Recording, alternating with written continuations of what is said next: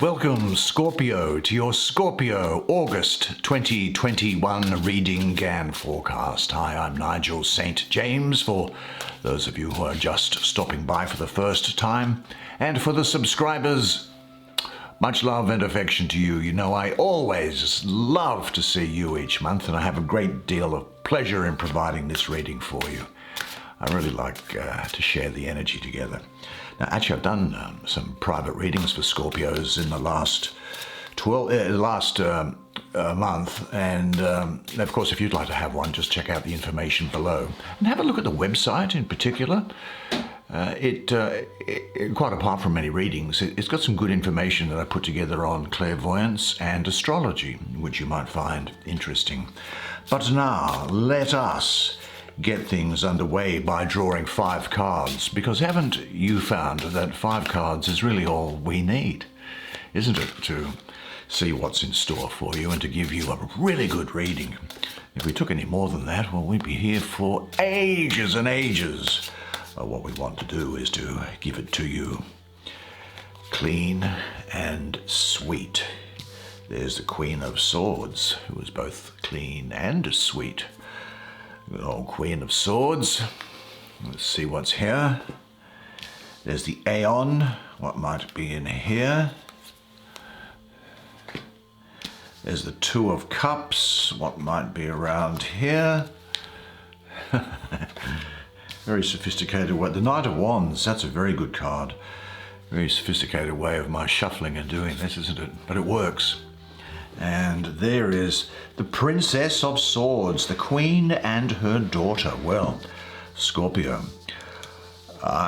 this is going to be a very good month for you. Why don't you now come, sit down next to me, as is our usual practice. We'll have a good close look at the cards together.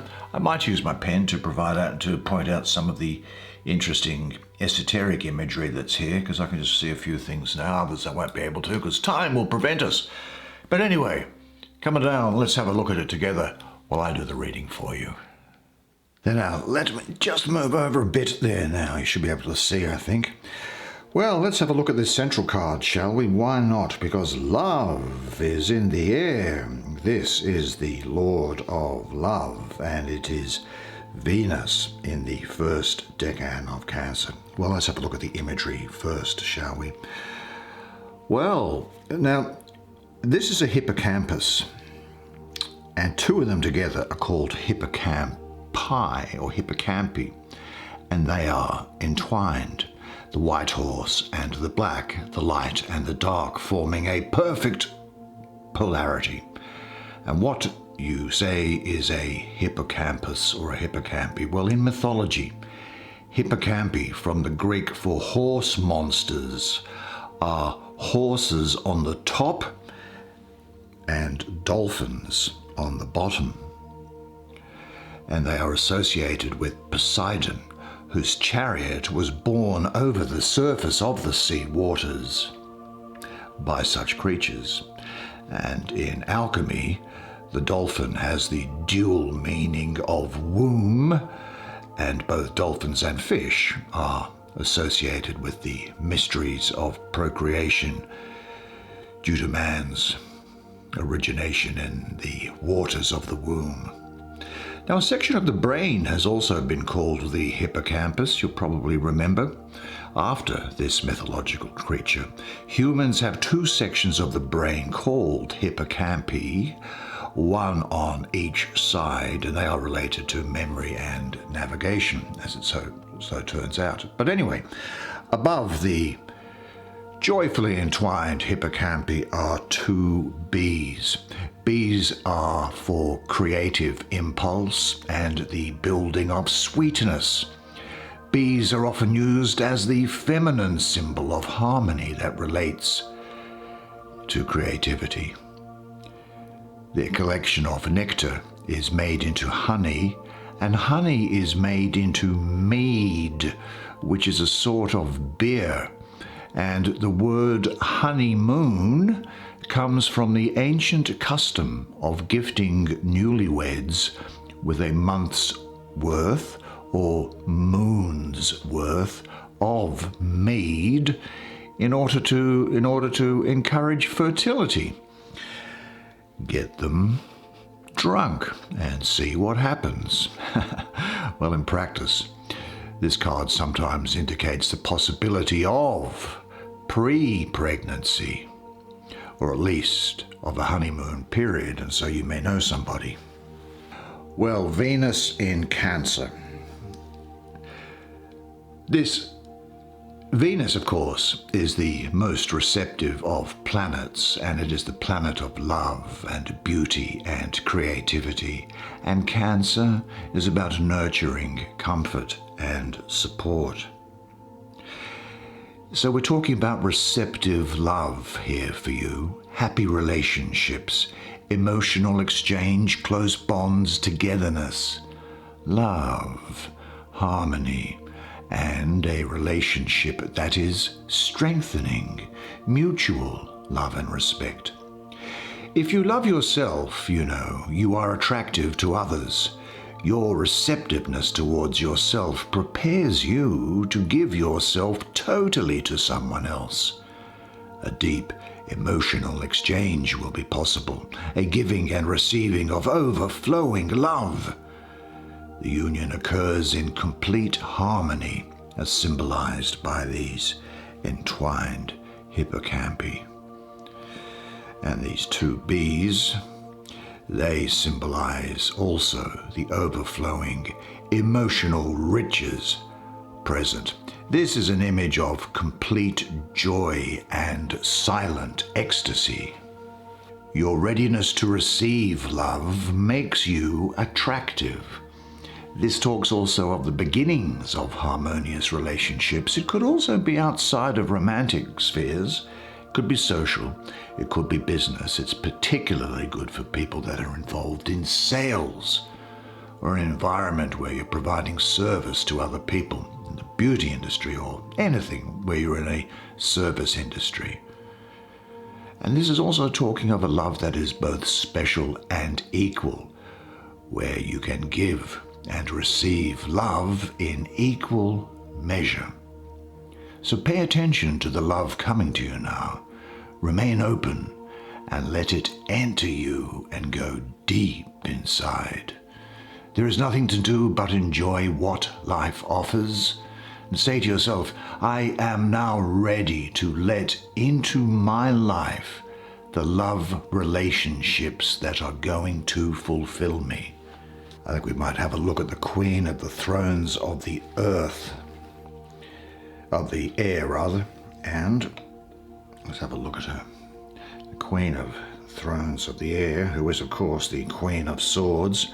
Now she has a little cherub as her emblem up here, wings.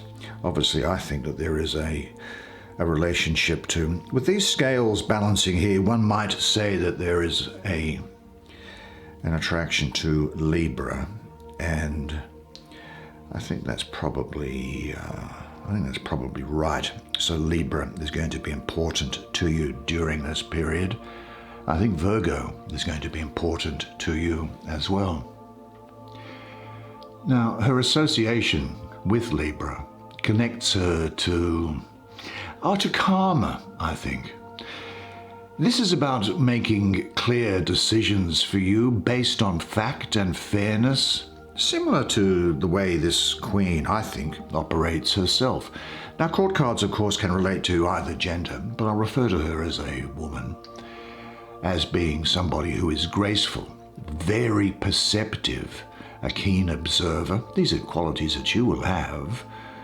A subtle interpreter, and I think you'll be an intense individualist during this period, and you will have confidence, and you will be gracious. Now there's a head here which has been cut off. Can you see that? There it is there. Assume she's done that.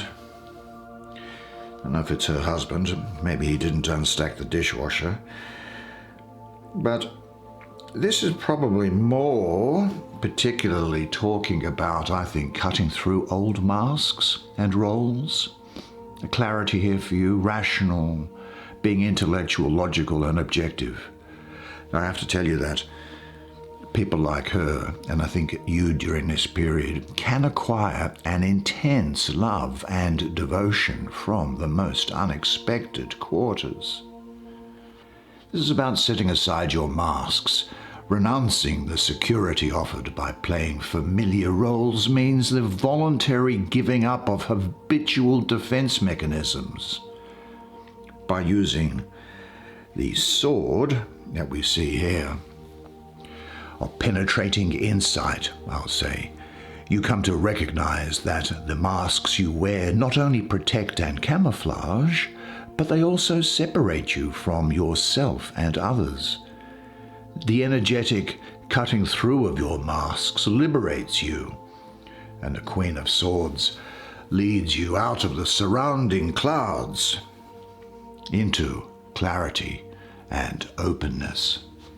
Now, you've got to use your intellect at this time to make an unbiased decision about a situation.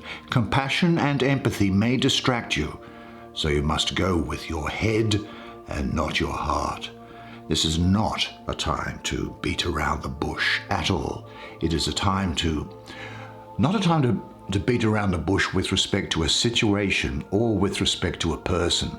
Rather, it is a time to make a decision and then to act on that decision. And it's also about cutting old patterns and masks and having the courage of your convictions to move forward. I think you're in the process of separating yourself more and more from old roles and behavior patterns now, aren't you? Now, this can bring painful experiences with it, but it is worth it. The clarity you gain frees you. Ask yourself, which are the roles you most easily and most often hide behind, and are you ready to drop them? Observe yourself when you play different roles. Some you will continue to play, but now with more awareness, and you will play them until you no longer identify yourself with them. And say this to yourself at this time: my only duty in life is to remain true to myself. Now let me see where it is that we might go. I think for a change we might go up here to this AEON card. Let's have a look.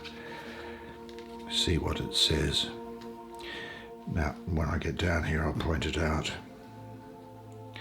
This is a symbol for fire, and this is a biblical Hebrew letter meaning tooth. But let's have a look at the imagery more closely, shall we, and see what there is here. Well, very interesting indeed.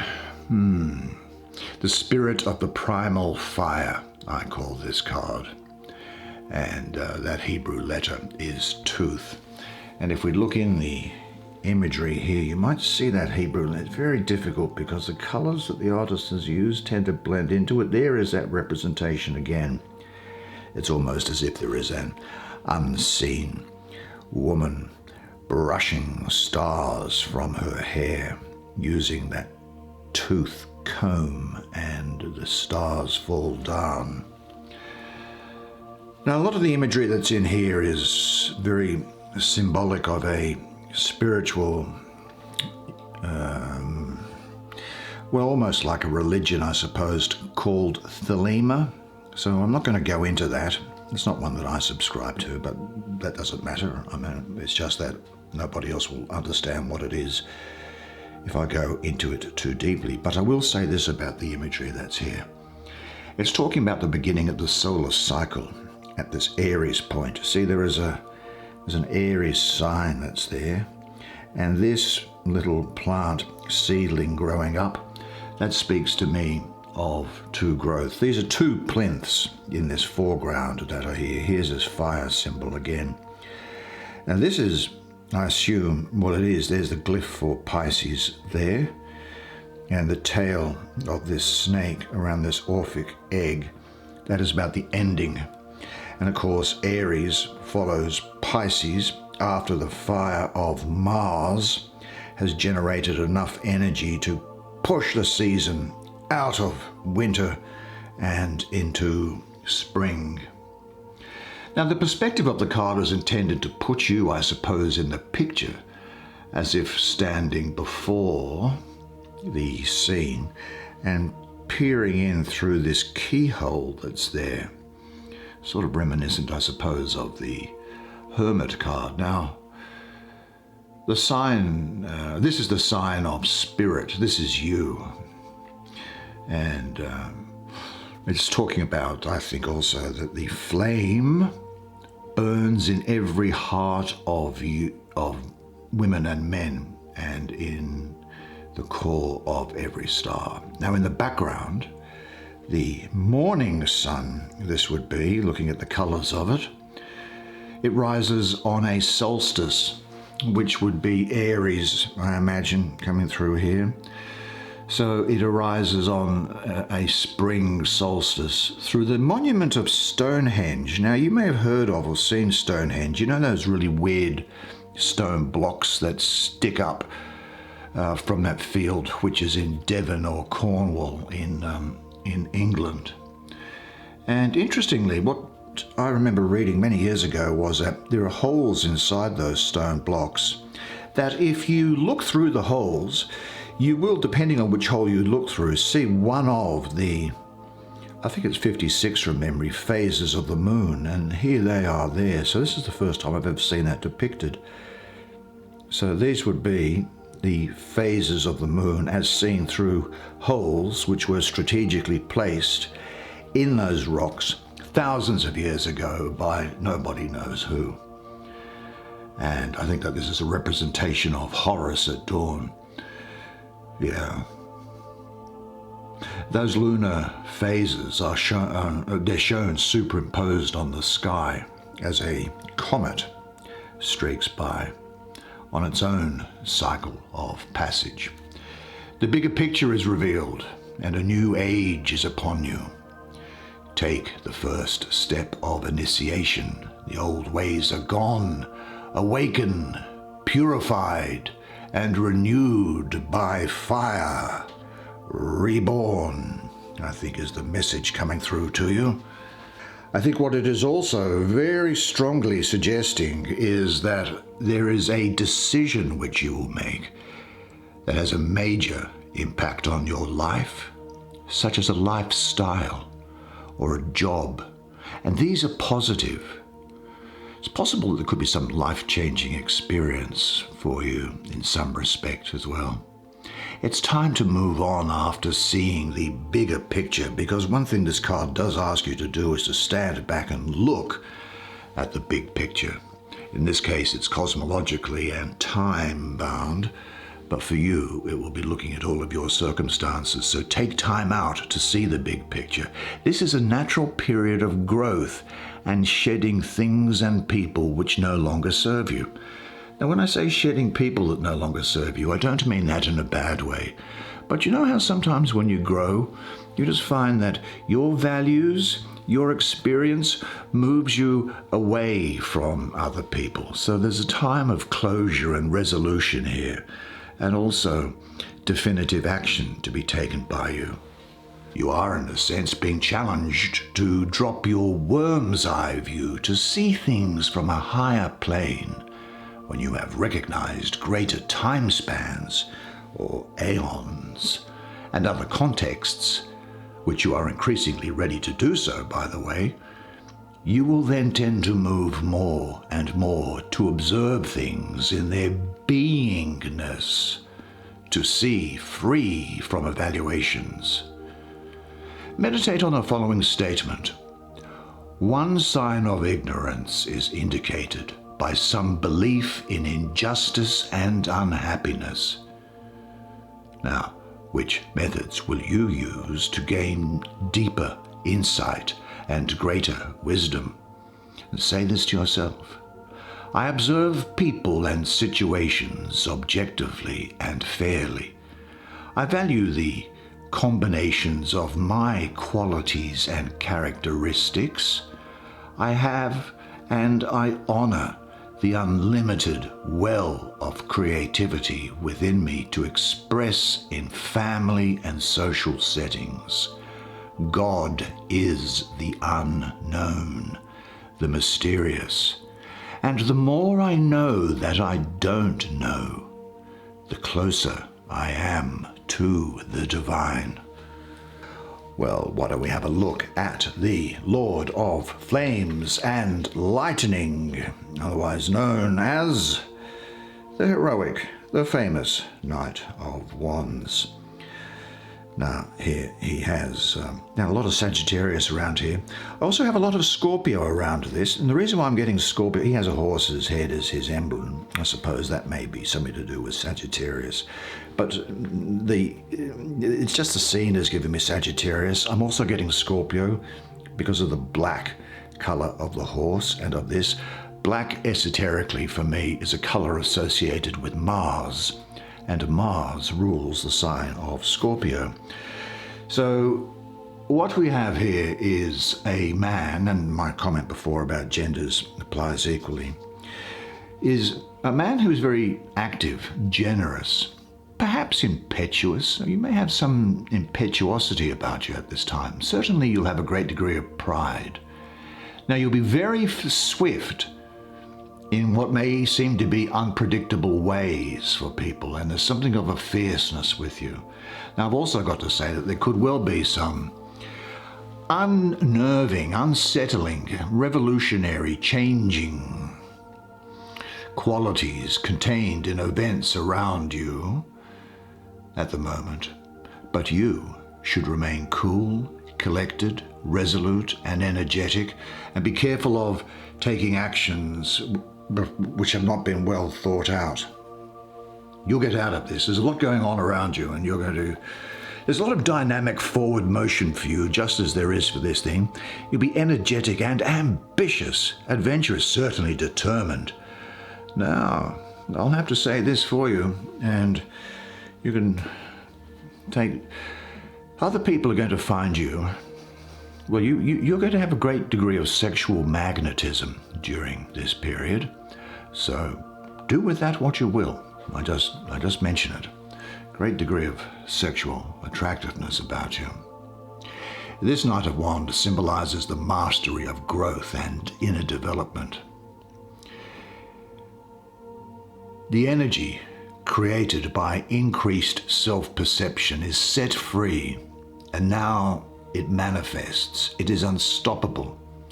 And even in difficult situations, you'll be able to move forward in a constructive direction. So this is about finding your vitality, trusting your gut instinct, letting your hair down, giving yourself a pep talk, believing you can do it. Be awake, ready for people or situations which could produce dynamic changes in your consciousness, and be grateful for this gift from existence. Receive it, and don't cling to it. Does your present situation allow your energies to develop and unfold fully? If not, what must be removed or changed? Seek out situations and opportunities that challenge you, and engage them with all of your energy. And remember this, and keep it in mind: every challenge which arises helps you grow. Every storm strengthens your roots. Now, here we have with us the Princess of the Rushing Winds, the Lotus of the Palace of Air, otherwise known as the Princess of Swords. Incidentally, if you're wondering, these are the back of the cards. Now let's have a look and see what this says. What does it say here? Well, she has as a crest here, which is of Medusa with serpent hair. The name Medusa comes from the Greek word for guardian or protectress. Now, Medusa was a Gorgon, from an ancient Greek word gorgos, meaning terrible or dreadful. And looking into the Gorgon, the sisters, their flashing eyes were said to turn you into stone. In ancient Greece, the stone carving of a Medusa's head was placed above doorways and used as a sort of amulet to ward off evil. Yeah, very interesting indeed. Now, the Princess of Swords is the earthy part of air, smoke, and she represents the wrath of gods and the influence of heaven upon earth. She has the power of settling controversies and arguments and can be very stern and avenging. Now, that would never be you, would it be? But this is something that she's saying could well be you during this period here. Hers is the grounded action taken in response to idea. Her battle is on the astral level. She is the warrior of the mind. She battles to liberate herself from delusion. Now, the Princess of Swords is the throne of the Ace of Swords. Thus, she is the ultimate receptacle of the element of air, where things of the element of air such as thought and idea are given form. She's pictured in motion, whirling through the smoke of the city of pyramids beneath the crown. Now, the Princess of Swords brings a battle for insight to slash through the smoke of delusion. Let's have a closer look at her again. See how she's going through there? And she's also acting with a decisive vision, which is what this card was talking about also for you. It is a time for action in response to an idea, as there is connection between the astral and material worlds. It may be a time of settling arguments or avenging wrongs. I'm not going to make any judgment on that. But you can use clear perception for self-realization. Her power is to know, and that is going to liberate your mind. Now, as a person, she is volatile and impulsive, insightful and sharp. She's clever and strategic. She's very clever in the management of her own affairs. Though it must be said that at times some people can find her very forceful. But you'll be very outgoing in your manner. And what's important is that you'll be able to get your ideas grounded in a tangible way. Sometimes she can represent someone who follows her own bent rather than serving the will of another. And in due course, it turns out that that person has done the right thing. Now, it could be following the heart or following a lifestyle, maybe becoming an entrepreneur or starting your own business. But because it's in the suit of swords, remember, any business that starts up is not going to be plain sailing from day one, because swords has some difficulty associated with it. I think your thoughts and visions may at times destroy the holy altars of convention. Well, you might be doing that at this time, so don't let yourself be buried by the flying debris. Don't allow your moods to take hold of you. Remain true to your real ideals.